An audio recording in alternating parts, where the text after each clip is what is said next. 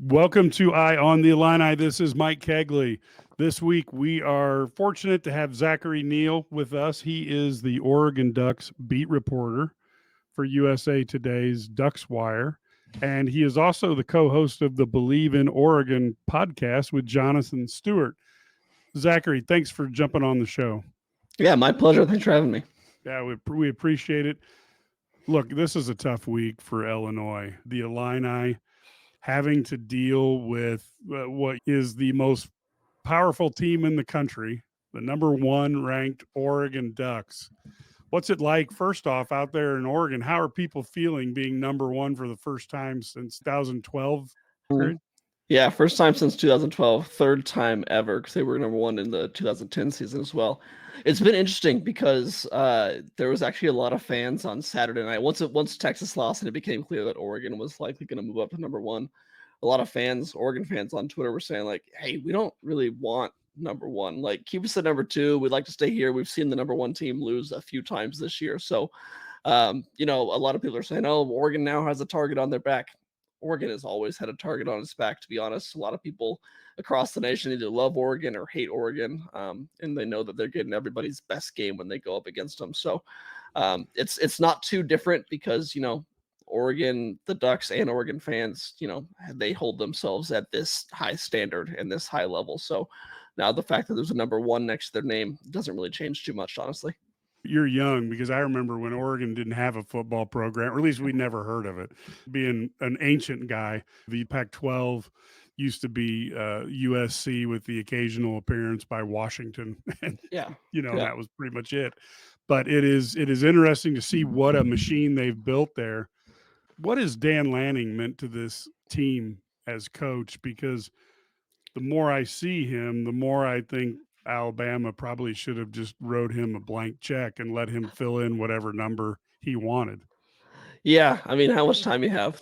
I could go long-winded on this question.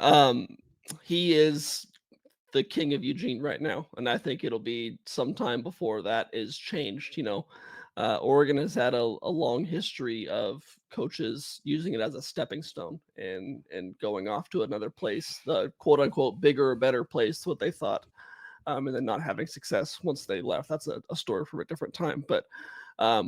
There was a lot of thoughts that Dan Lanning would do the same thing once he started having success in Oregon. He's had many opportunities to do so, but so far he's done everything, said everything the right way, and stayed in Eugene, stayed true to his word. So I think that fans have really loved him and adored him for that, appreciated him for that.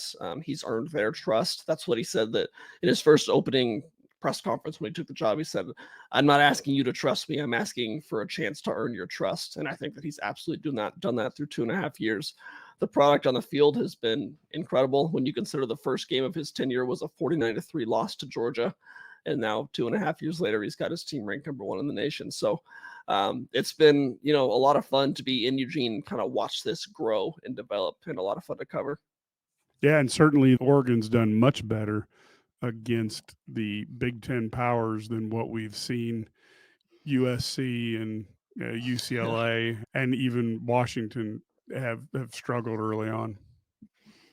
Yeah, so it's been interesting to see like how the different teams that came over from the Pac-12 how they've fared with that new Big Ten schedule. USC is certainly a hot topic in Oregon just because there's been like this rivalry between Oregon and USC for a long time, and Washington as well. But that's been a fun thing to track throughout the season. Yeah, I've been thinking Lincoln Riley has been proven more and more that maybe he's not the right guy. I think people were very optimistic his first year coming in from Oklahoma and having a rock star season, but it's been a challenge ever since for Lincoln Riley. Yeah, it certainly has. So let's take a look at this game. Illinois comes in having defeated a depleted Michigan team. I'm not certain what you call a team without a quarterback, other than the fact that they've really made a mistake by not deciding to go into the portal and grab someone who can help them out. And Illinois played an excellent game against them in Illinois' 100th anniversary of Red Grange scoring 6 touchdowns against Michigan, who Mhm. was the defending national champion, and he scored more points, 36, than was scored against Michigan in the prior 20 games combined. Wow.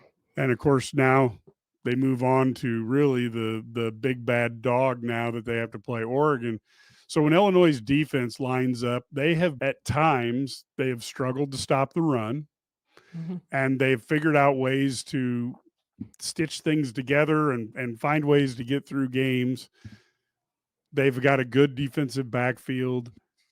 How is this Oregon defense going to attack them, and what do you think the Illini are looking at when they look at that array of weapons Oregon has on the offensive side of the ball?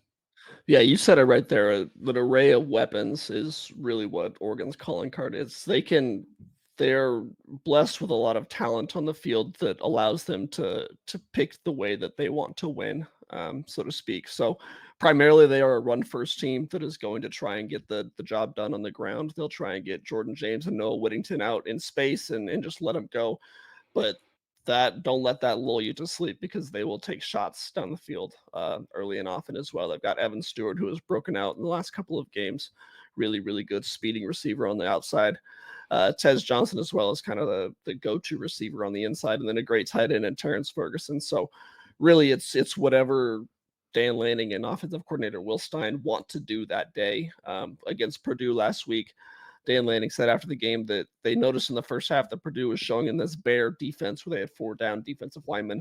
And it took them until the first half to really kind of figure out, all right, what running plays do we like against this? And they went into their playbook and figured out and had a lot of success in the second half running the ball. So I think this is a really good adjustment driven team. We'll see how quickly they can make adjustments to whatever Illinois throws at them this week.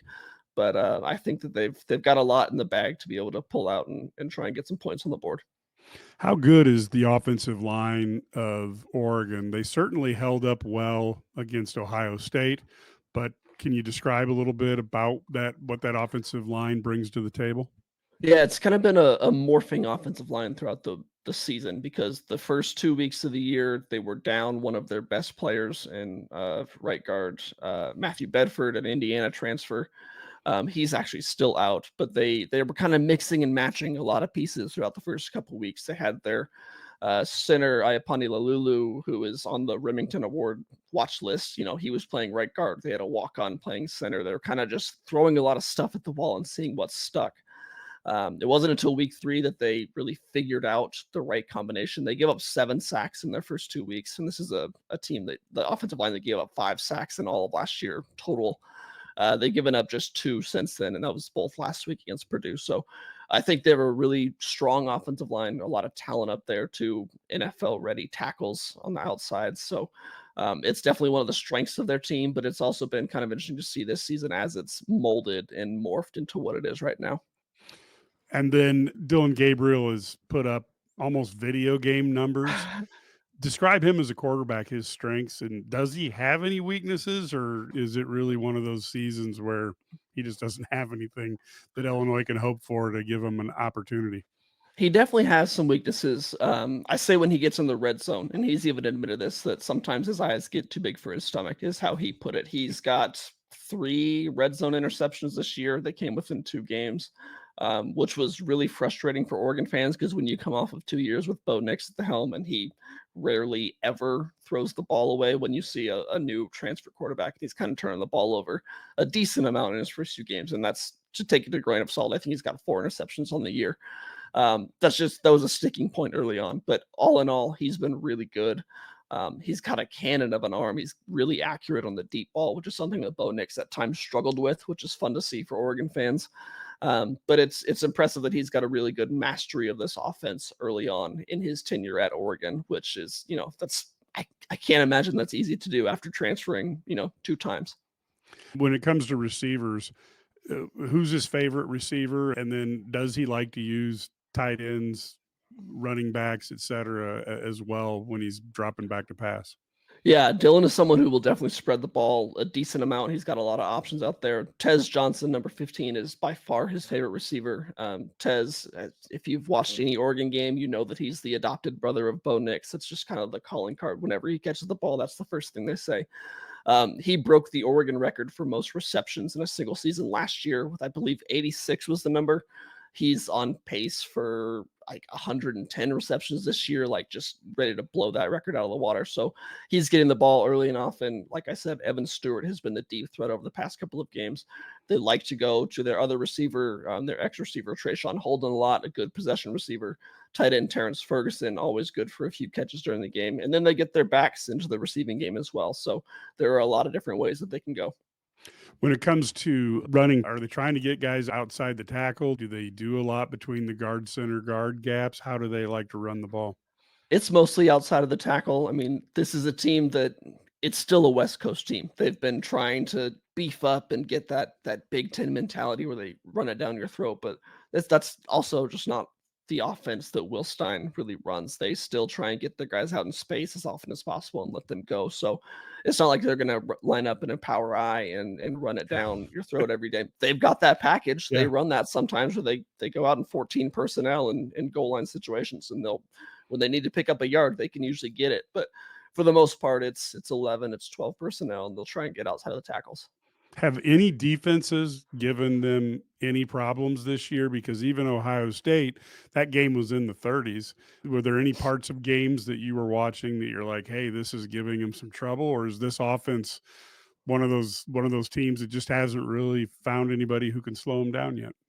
I think it's more the latter where there have not been many defenses that give them a lot of trouble so far. When this offense has struggled, I'd say it's been more of a case of them shooting themselves in the own foot, whether it's the red zone turnovers, whether it's penalties that set drives back. But for the most part, so far, we have not really seen someone be able to stand up toe to toe and actually shut this team down. It's quite an offensive array when you take a look and then you Yeah. look at the average points per game. Did you have any feelings they took their foot off the accelerator against Purdue? Or was that a game where just Purdue's unique defense, which is similar at times to what Illinois plays, was that something that being the first time they saw it, maybe that took them, like you said earlier, it took them longer to figure out what they wanted to do against it? I don't think the defense really gave them too much trouble. They went out and scored on their first three possessions of the game. After that, they kind of hit a little bit of a lull, which is something we've seen from this team all year. They're yet to play a perfect game, quote unquote, where they just are clicking on every single aspect. Um, there were I don't know. There's a little bit of inconsistency with this team offensively that we have seen so far that needs to be cleaned up going forward. But I don't think, like I said with the last answer, I don't think that's really a defensive thing that anyone else is throwing at them. I kind of think that's them, whether it's letting their foot off the gas or kind of just playing with their food, so to speak, and trying to figure out what else they can do. Kind of like what the Golden State Warriors used to do back in their run, where it's like they got up for 30 and now they're trying stuff. So Yeah. I think it's a little bit of that, but yeah. Okay. Flipping sides and going over to the defensive side of the ball, you take a look at this. There's been a couple injuries. Maybe you can talk about the injury situation before we get started, and then we'll go into what the defense has that they're going to throw at the Illini. Yeah, maybe the best single player on Oregon's roster, defensive end Jordan Birch. Probably a day one NFL guy. He's really risen up some draft boards this year. He got injured the Thursday before the Ohio State game. Great timing. Apparently they didn't need him for that game though, which is Yeah. funny. He hurt his knee. I don't know if he'll be back this game. Lanning last week said that he was kind of week to week. I've got a press conference with Lanning in a couple hours now where we'll talk about Jordan Birch's availability, I'm sure. So look out for that. He may play. I was told that they're hoping to get him back for the Michigan game at the latest, which would be next week. So that's one key, but there's so much depth on that defensive line that they've proven, against Ohio State and Purdue that missing Birch, while it does hurt, they're able to step up behind him. So let's talk about that defensive line. Let's go to the interior defensive line. Give us kind of an idea of what Illinois is going to be dealing with. Illinois had really struggled from the guard center guard area, and then against Michigan, against two All-American defensive tackles, Illinois had a pretty solid game against probably the most dominant duo in the country. Yeah, if you're able to stop Michigan's interior defensive line, you gotta feel pretty good about I'm where not you're certain going at. So, they stopped them, but they fought them to a stalemate, which was yeah. pretty impressive. No, that's impressive. That's something to hang your hat on for sure. Oregon they're solid on the defensive line, especially the interior. They went to the transfer portal, got Derek Harmon from Michigan State, Jamari Caldwell from Houston. Both of them have been really solid this year. Derek Harmon, I think, is leading the nation in quarterback pressures. So he's been really, really good. And that's kind of not typical for an Oregon team to be this stout on the interior defensive line. That's what Lanning has brought with him from Georgia, where the old days of Trayvon Walker and some of Yeah. these big guys in there. So that's been really fun to see. There's some good run stuffers, and they'll get after the quarterback. And then from the outside defensive end position, what have they got besides the superstar that may or may not play? Yeah, besides Jordan Birch, you've got a couple of really young guys, and Tatum Tuioti and Mateo Uiagalelei. Both were our true sophomores. They played a ton as true freshmen last year. They were both highly rated recruits. Mateo was a 5-star. Tatum was a high-end 4-star. And they've been playing incredibly well this year. I mean, they both had, I think, probably their best games, maybe the best games of their career last week against Purdue when Jordan Birch was out. So they relished the opportunity to step up in his absence and take over. So that's a spot that, Oregon has a lot of senior and veteran talent at that spot, but they've got a lot of young guys that can step up as well. At the linebacker position, they have some speed, but give us a description of that, because that seems to be again another. It's hard to find a weakness on this team, but again, the linebacking core is a solid core. Yeah, going into the year, the linebackers have been interesting because going into the year, you had Jeffrey Bassa and you had Justin Jacobs, who were the perceived starters. We knew how good they were. You didn't really know what the depth was behind them, but so far, Bassa and Jacobs were a little bit injured to start the year, so you had to play some of that depth. And both Bryce Betcher, who's a walk-on baseball player, he got drafted by the Astros this past year, and he's planning to play in the MLB for his career. He leads the team in tackles, and he's like, I think, one of the highest graded linebackers on Pro Football Focus in the nation this year. And then Devin Jackson playing alongside him, very fast. Devin Jackson, the quote unquote fastest guy on the Yeah. team, according to players. So there's a lot of speed there. They've got a really, when we went into the year thinking there was 2 linebackers you could hang your hat on, they got 4 now that they rotate through often. Well, that's great news. Yeah, you're talking about the number 1 team in the nation, man. Yep, You're not going to find many weaknesses. Yeah, exactly. Let's go back into the defensive backfield. How are they at the cornerback position? Illinois has a surprisingly good set of wide receivers. Yeah. Bielema likes them big and strong, and with Pat Bryant and of course Zachary Franklin, you have a duo that the NFL is. At just about every game, you have NFL scouts who are there taking a look at them. But what are they going to run into when they're dealing with the cornerbacks at Oregon? This is the matchup I'm really interested to watch because you mentioned the size that Illinois has out on the outside. Oregon has some undersized cornerbacks, to be honest. That doesn't mean they play undersized or Right. they don't play bigger than they are, but Jabbar Muhammad, Dante Manning, Nico Reed as well. They rotate on that outside opposite of Jabbar. They've played really well. I mean, the stats don't really show it against Ohio State because Jeremiah Smith and Emeka Egbuka got their numbers as they're going to just about every game. But they didn't take over that game. They weren't absolute game breakers. Oregon's defensive secondary did really well. We'll talk about the safeties as well in this conversation if you don't mind too. But Yep. Kobe Savage and Tyshim Johnson have played very well as well. They're really physical safeties, get up in the run, get a lot of stops. They can play the ball really well. Oregon has struggled in the secondary over past years. You think about those Washington games last year, and they got beat a lot by Rome Odunze and Jalen Polk, Jalen McMillan, 3 NFL receivers. But that was something that going into this year, it felt like Dan Lanning knew they needed to get better at. So they went out, got a couple guys in the transfer portal, and it's proving to pay dividends early on. Are they good at getting takeaways from other teams? How do you look at them in terms of their opportunism out there on the field? They don't get as many takeaways as you would think. I don't have the number in front of me off the top of my head. I think they have 4, maybe 5 interceptions now. I know they got one against Purdue. I can't remember if that bumped them to 4 or 5. But they don't have a ton of turnovers. They don't turn the ball over a lot, but they will defend the ball a lot. They're always right there. Sometimes they play a little bit off in coverage, which I know has been a sticking point for fans. It's been a little bit frustrating to see how much cushion these corners are giving receivers, but they don't give up many big plays either. I mean, they're not getting beat often.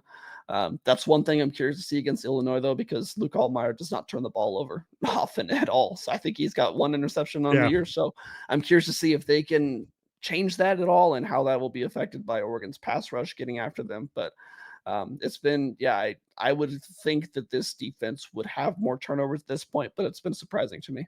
Okay. This is the run my own business dream. This is the colleges paid for dream.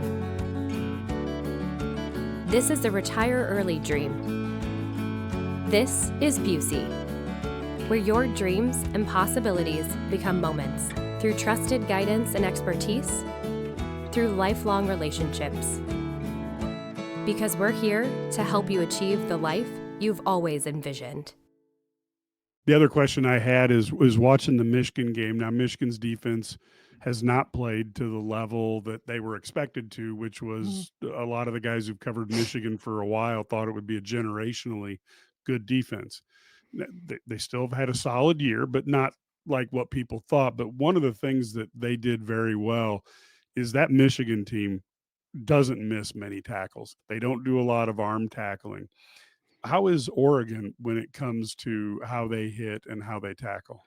They've definitely improved. That's been something over the years that has been a calling card for this defense, where they always need to get better at tackling. That's something that Dan Lanning has harped on since he got to Eugene in 2021. I wouldn't say they're to the Michigan level yet, because Michigan is incredibly good at bringing people down when there's contact, but they have improved. It's something they still need to get better at every week, but I think it's something that they probably like where they're at so far this year. Now, when we go to special teams, how is their kicking game right now? Oh boy! Again, how much time do you have? we got enough, especially if it sprinkles a little hope in there. Well, so there's a long history in Eugene about kickers. It's been a quote unquote cursed position for a long time, where the Ducks have lost some games because of missed kicks, and they went into the transfer portal this year, got a kicker who was almost perfect in his career from Oregon State, just up the road, and he's quote unquote struggled so far this year. He's missed a couple extra points, missed a field goal.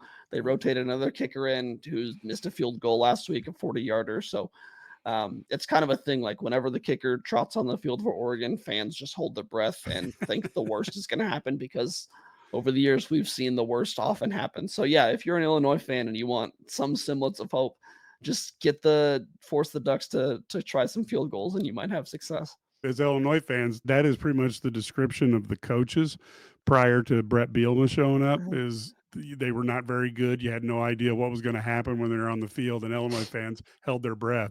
So we're happy to have a good coach, and they do have a good kicking game at Illinois. From a punting standpoint, how are they doing? Yeah, I don't know how to answer that question. They don't punt much. Yeah.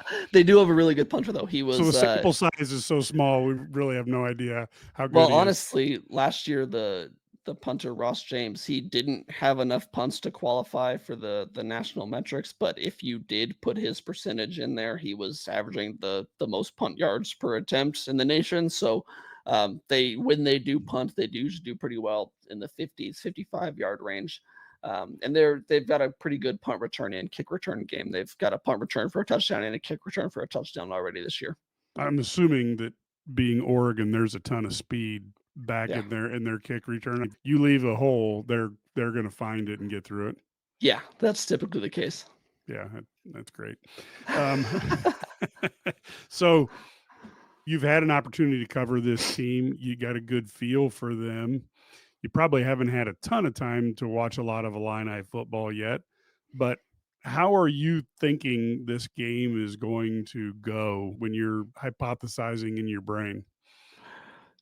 With all due respect, I think that Oregon is going to win pretty comfortably. I look at the Illinois schedule, and they've got some good wins, but I feel like those wins have been downgraded, whether fair or not fair, since they happened. I mean, you beat Kansas, who was ranked. You beat Nebraska, who was ranked. You beat Michigan, who was ranked.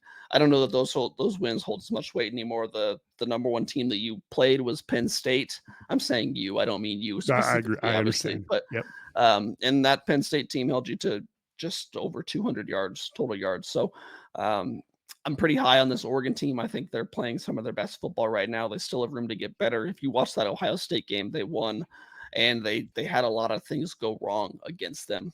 They made several mistakes, had a few calls go against them as well. So I think there's still room for this team to improve. I know that they want to make a statement now with the top 25 matchup and that number 1 next to their name, like we were talking about earlier. So I think they've got a chance to really assert some dominance in this team. I would not be surprised if we see somewhat of a blowout. Yeah, I think there's a potential for that. Brett Bielema's teams don't get blown out often, but there's also a depth issue. And of course, when Illinois' NIL budget is reputedly around $3 million, when you think about it, he's 6-1 on a approximately $3 million NIL budget, and Ryan Day is 5-1 on a $20 million NIL budget. Makes you wonder, like, maybe Ohio State could upgrade in that position, but what do I know? They might be able to. Yeah. So if you looking down the line here, Oregon's schedule, they play Michigan, who I don't think stands a chance because literally there were a few plays, and I am not exaggerating, that I could throw a ball better. And the last time that I played quarterback was in high school in the fall of 1984. But there was not much there at quarterback. Maryland struggling. I think the Wisconsin game could be entertaining because Luke Fickell has them on the right side of things now, and it's at Madison, which is characteristically a tough place to play. But Oregon could be looking at being maybe, who knows, maybe the only undefeated team coming out of this Big Ten. Yeah, there are certainly rumblings about that. Fans are aware of that possibility going out. I believe ESPN had this the other day that Oregon has the easiest strength of schedule for the rest of the road. So they will be favored by probably double digits in the rest of their remaining games. Like you said, Michigan, on paper, the Ducks should win that. I always get a little bit concerned about going on the road and just playing in the big house because it's a new environment. Who knows what the weather's going to be like? And Michigan does have a very solid defense as well. Wisconsin, you mentioned, I'm not as worried about that game just because, the quarterback situation there. But yes, on the road, it's, you always got to stay tuned to that. The Washington game is one that I will circle just because it's a rivalry game. And in rivalry games, you throw out the records. And there's a lot of bad blood between these two teams. Dan Lanning has never beat Washington when he's at Oregon. He's 0-3 against them, and some very painful losses for this team against them. So I know they'll be looking for some revenge and out with a vengeance in that. But if I had to put money on it, I think this team does go 12-0 and gets a spot in Indianapolis. Yeah, I have the feeling that they'll end up playing Ohio State 3 times this year, and I'm not altogether certain that either team is capable of sweeping. Ohio State had a few calls go their way early in the game, and then had a little bit of head and posterioritis on the last drive. But again, Ryan Day, and even I was surprised Chip Kelly didn't use the clock a little better at that key moment. And I do have to ask you, because I really don't think Dan Lanning planned on doing the 12-man thing. Oh, yeah. It seems like, especially when you listen to some of the media who was in elevator with some of the Oregon coaches, that they were mad about how dumb that play is, tells me either A, it just worked out in their favor, which if I was Dan Lanning, I would just nod and make it sound like I'm playing chess when everybody's playing checkers. On the other hand, I also don't think coaches are going to go, remember now, when you're in the elevator, if you see any media, let's pretend. Yeah. But do you think that was a plan, or do you think that was just sometimes, hey, look, there's nothing wrong with fortune smiling on you on certain plays. What are your thoughts on that? If it was not a plan, it was some very good acting that he's done ever since to make it seem like a plan. To be honest, I think it was. I think that was fully intentional. They called the timeout. They had the players. There was it worked out really well. I think it was a plan, and I mean this in the best way possible. Dan Lanning is the type of absolute football psychopath that would know this rule and be able to implement that. So I could see it being not true, and that yes, he kind of went along with all of this after it blew up. But nothing would surprise me at all if it came out. He put him on a lie detector test, and it came out that he was actually yes, he did plan that. So I Yeah, think that he would be did. pretty cool, though, wouldn't it? Yeah, it would. We really appreciate Zachary coming on here. And of course, Zach is the beat reporter for USA Today's Ducks Wire. And then he's the coach of the Believe, that's the BLEAV, Believe in Oregon podcast with Jonathan Stewart. You can find his stuff there if you enjoyed this podcast. And of course, if you have an interest in Oregon football, which is always going to be making the headlines, at least as long as Phil Knight's alive. Yeah, they make my job pretty fun. I'm not gonna Yeah, lie. and we're benefiting because Brett Bielema has turned around the Illinois program.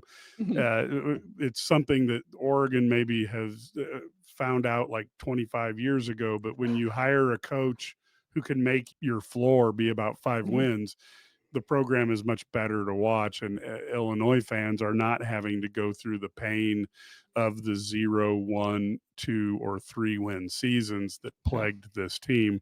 And just for your perspective, because I wouldn't expect you to know this, but when Brett Bielema got here, I think Illinois was on year 9 of not having a winning record. Oof. And they've done that multiple times. So Josh Whitman has gotten Brett Bielema in for the football program. We see what Brad Underwood is doing with the basketball program.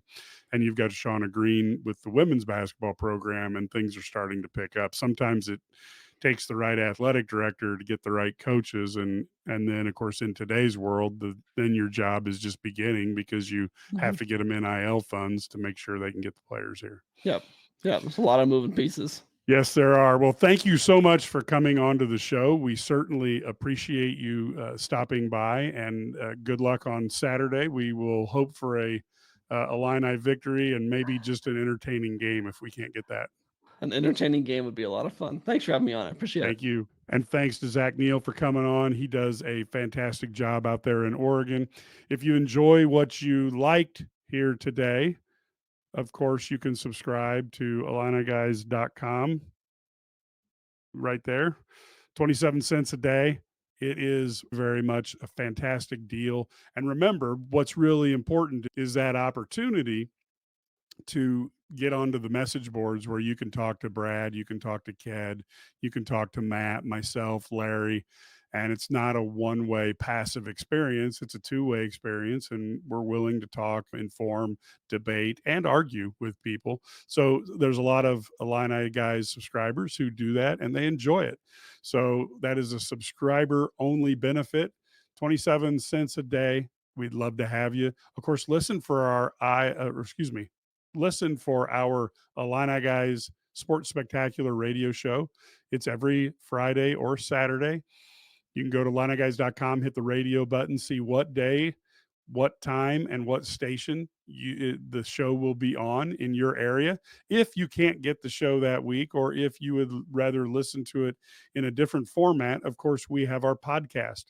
Any podcast distributor, you can just go and search on Illini Guys Sports Spectacular, and you can subscribe, and it'll be delivered to you, usually on Friday mornings, so that you can listen to it on the weekend and be ready for the Illini game. If you're a Big Ten fan, you can listen to Big Sports Radio. That's our Big Ten weekly show, and it can be gotten the same way. You can go to bigsportsradio.com, find a list of stations, and if one is near you, you can tune in, or you can get Big Sports Radio delivered right to your cell phone and be able to play it when you want to. Go ahead and look there.